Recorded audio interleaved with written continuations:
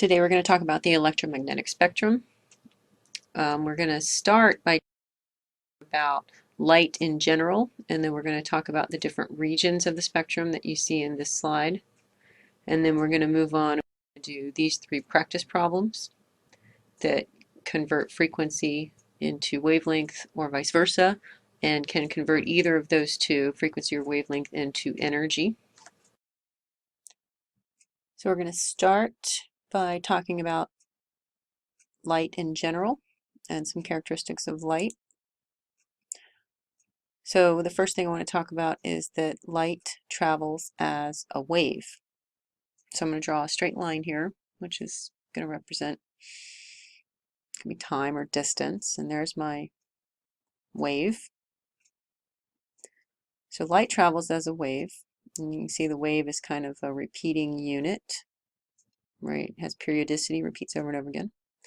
Light also travels as a particle. You can see my particle moving through space there, but we're not going to talk about that today. We'll talk about that later. So let's put our wave back up here. Two characteristics of a wave are wavelength, which is abbreviated with a lambda, which is a Greek symbol. The wavelength I'm showing here in gray. It is the distance between two identical parts of the wave. Now I picked those two identical parts however I wanted to. I could have picked different identical parts. But lambda, the wavelength, is the length of the repeating unit. So here if I pick the maximum, that's just the same two identical parts, or here I pick the minimum. Lambda should be the same value regardless of which two identical parts I pick, right? I'm even going to pick this random weird part here. All of those should be the same value, and they're going to be a length unit. The second property that's important is frequency. Frequency is the number of cycles or waves that go by or go through some period of time. So the number of waves or cycles per second is usually what frequency is. So if the line is 1 second long, then the orange, the lines that I've drawn there, show you that we have two waves that last the length of that line, 1 second. So the frequency of that red line that I've drawn there is 2 cycles per second.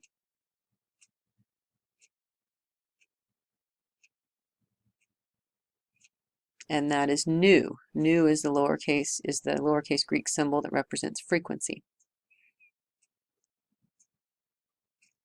So our original wave here is shown in in red. The new wave I'm going to draw in blue. And we're going to compare the new wave to the original wave. The first thing is that the new wave has half the wavelength, right? It's shorter wavelength. So if I show you the wavelength of the blue wave, we compare that to the wavelength of the red wave, you can see that it's half as big. It has twice the frequency.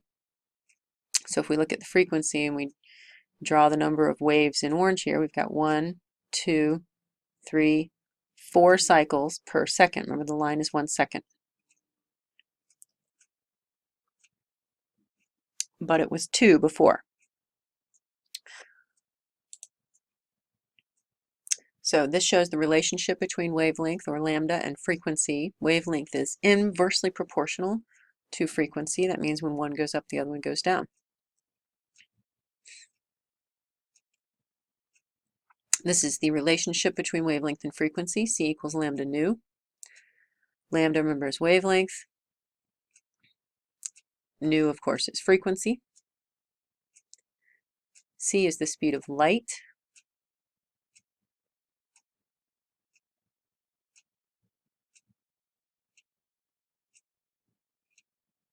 Which is a constant in a vacuum. It's approximately 3 times 10 to the 8th meters per second. You might see numbers like 2.998 or something times 10 to the 8th meters per second. But that's a constant that will be on your constant sheet. So wavelength in this case would be given in meters. And frequency, for frequency, the units are reciprocal seconds, seconds to the minus 1.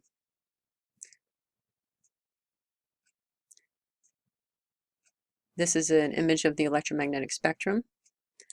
So if you notice, the wavelength is along the top in meters, frequency is along the bottom in reciprocal seconds, which is another unit for reciprocal seconds is hertz, Hz. So you can see there are different regions of the electromagnetic spectrum. Gamma rays are on the left. They are very short wavelength. Radio frequency are on the right. They're very long wavelength. And then because of the inverse relationship, gamma rays are high frequency and radio waves are low frequency.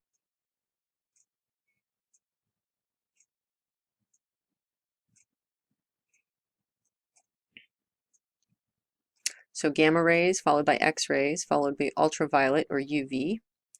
The visible region is expanded below infrared, microwaves, and radio waves. Ultraviolet is abbreviated UV, infrared is usually abbreviated IR. The visible region you can further divide into violet, blue, green, yellow, orange, and red. It's not a shocking coincidence that ultraviolet is next to violet or that infrared is next to red. They're named that because of their proximity to those two visible colors.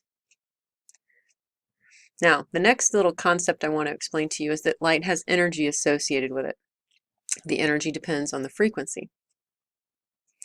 They are directly proportional to each other. This is related to an effect called the photoelectric effect, which was discovered by Albert Einstein. So energy, E equals H, which is Planck's constant, times the frequency, nu. You will use this equation to solve problems.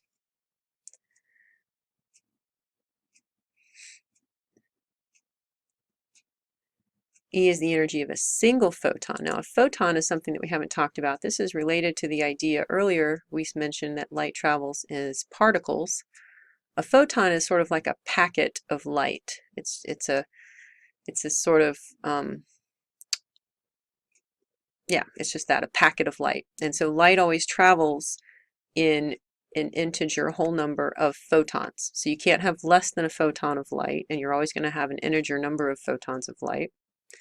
Some of our calculations will involve calculating energy in kilojoules per mole. We've learned about moles already. A mole contains 6.022 times 10 to the 23rd photons, just like it contains that same number of anything.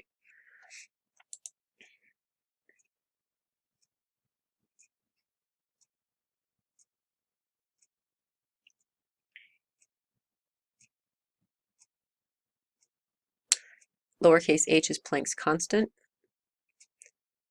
That would be given to you, and nu is frequency.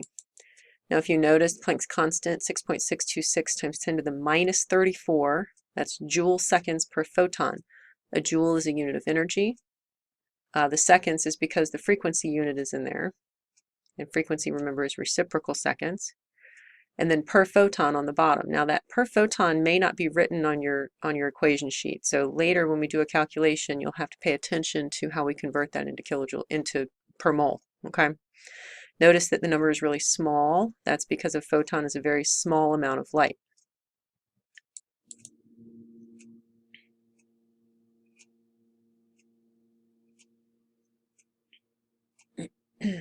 So energy is directly proportional to frequency.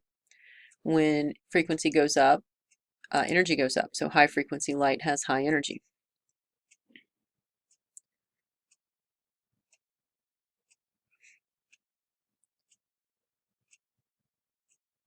So if we go back to our electromagnetic spectrum and we look at the frequency, the high frequency light is on the left. The low frequency light is on the right. And that means that the light on the left has very high energy. So high energy, means that light contains a lot of energy. It can do a lot of important things that we're going to talk about in just a minute. The light on the right, radio waves, has low energy. So I draw my low energy cat sleeping there. That's the cat on his back. I don't know if you can tell that. He's low energy. Those are Z's because he's snoozing.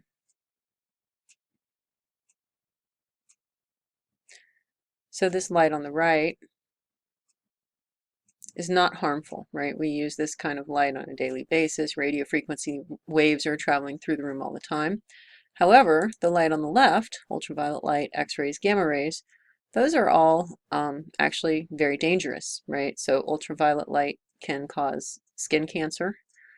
X-rays, right? You go to the dentist's office and there's a reason why she puts a lead shield, lead apron over your body when she gives you an X-ray, and why she stands outside the room before she does anything and pushes that little button. That's because X-rays are harmful. And if she exposes herself to X-rays every day, she would probably develop cancer. And of course, gamma rays, that's actually radioactive emission. And so that's really bad for you too. I don't know if you know that. You probably do.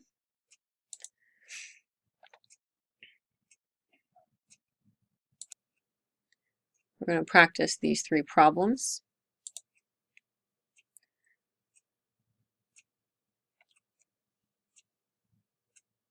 Starting with the first one, calculate the frequency in hertz of light which has a wavelength of 425 nanometers. Is this light visible? So here we have our equation, c equals lambda nu. We rearrange it to be nu equals c divided by lambda, just using algebra. I'm going to plug in the constant for the speed of light, c, that'll be on your data sheet. 425 nanometers we have to convert into meters before we can use it. So we're going to put that on the denominator here. That's so that meters cancels. And you end up with units of hertz, or reciprocal seconds. 7.05 times 10 to that, that's a, appears to be 17. No, that's a 14. Wow, that's bad handwriting. 7.05 times 10 to the 14 hertz. Now, is this light visible? Visible light goes from 300 to 800 nanometers, so the answer is yes, that is visible light.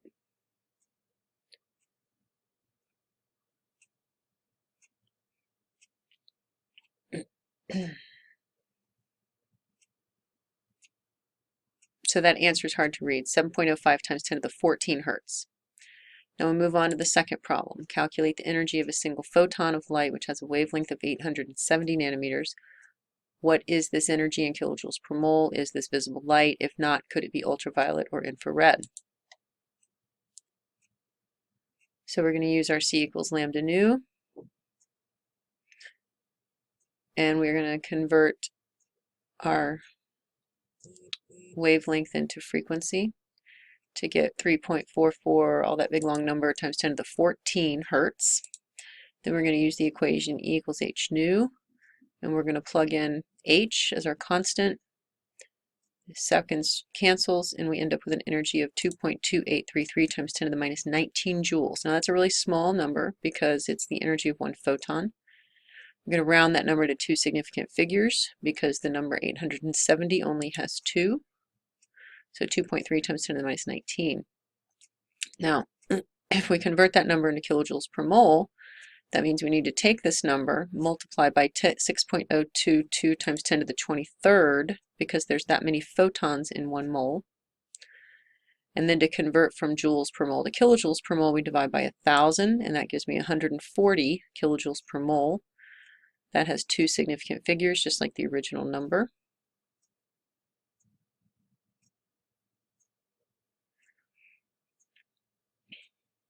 Now remember, visible light is 300 to 800 nanometers, and this is 870, which means the answer is no. It goes beyond the visible region.